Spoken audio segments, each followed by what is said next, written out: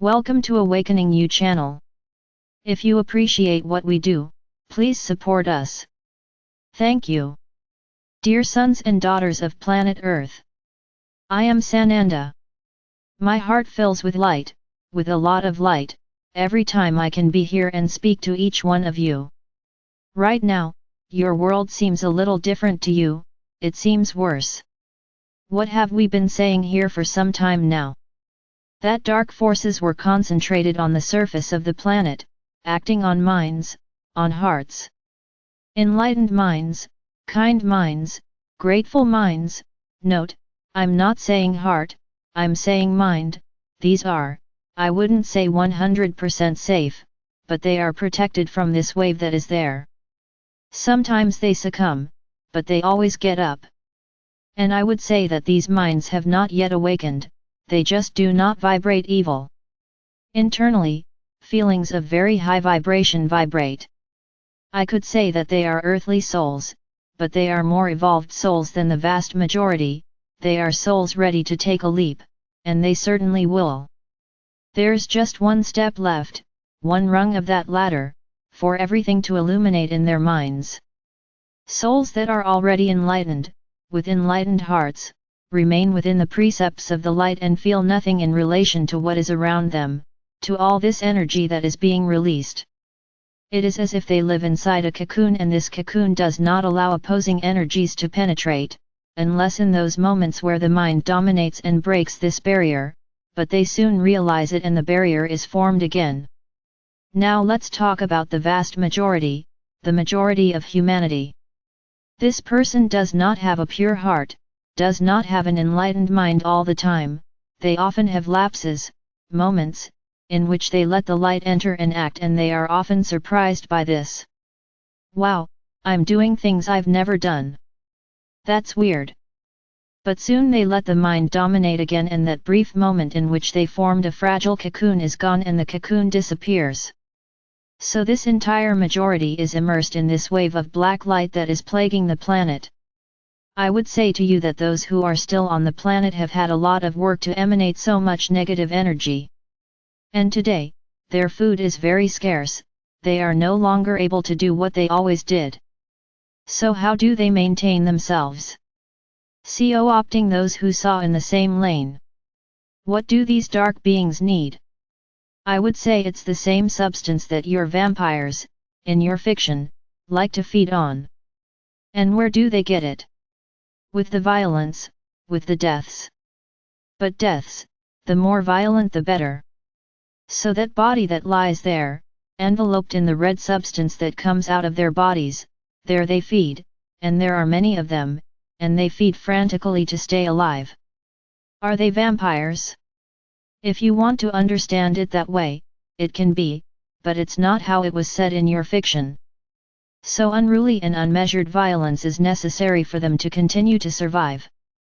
And how can this violence be fueled? Using weak minds, those minds revolted by everything and everyone that vibrate only bad things. These minds are easily involved by them and become their puppets, because they put so many chips, so many things in their brains that they become just machines serving them.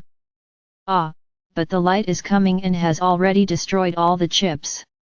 Yes, this is true. We just never said they were finished. We never said there wouldn't be more. The light destroys the chips of those who emanate good feelings, good ideas, who surrender to the light, because they allow the light to penetrate their bodies. Now for those who protect themselves in a large black cocoon, the light does not enter. So these mechanisms are not destroyed, on the contrary, they are placed more and more, so that they become totally manipulable by this wave of dark beings. With this I don't want to make you think that your world has turned upside down. The message here is different.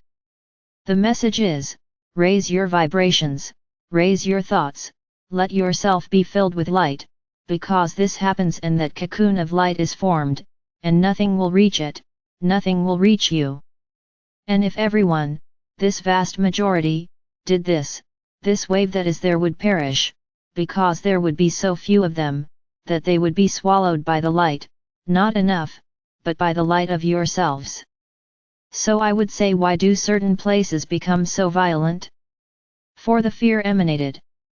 Everyone there lives under the cap of fear, and its vibrations below. So they are all manipulated to feel more and more fear. And they do everything to make the fear only increase. Now if everyone stood up, if everyone rebelled, no, I am light. I am a divine spark. I am love. If everyone stood up and said that, it's over, they would no longer have the strength to do anything, because they would no longer have anyone to manipulate. The few that remain would not be aware of so much positive energy around them, and would run away, because this energy is not good for them. So what is humanity missing? Fill your chest with light, fill your heart with light, with love, with friendship, with solidarity, not out of fear. The more you feel fear, the more you feed it. Because anyone who feels afraid is manipulated by them. Fear knocks down your cocoon of light, and whoever feels fear does not have this cocoon. They manipulate, they act for this person. Many here are understanding what I'm saying, and are seeing people around them, exactly this way, and I tell you, they are manipulated. Maybe not 100%, maybe not completely, but they are even manipulated to attack them, because they know that there is a powerful cocoon of light there. And so they are filled with fear more and more, because the fear is imputed in them.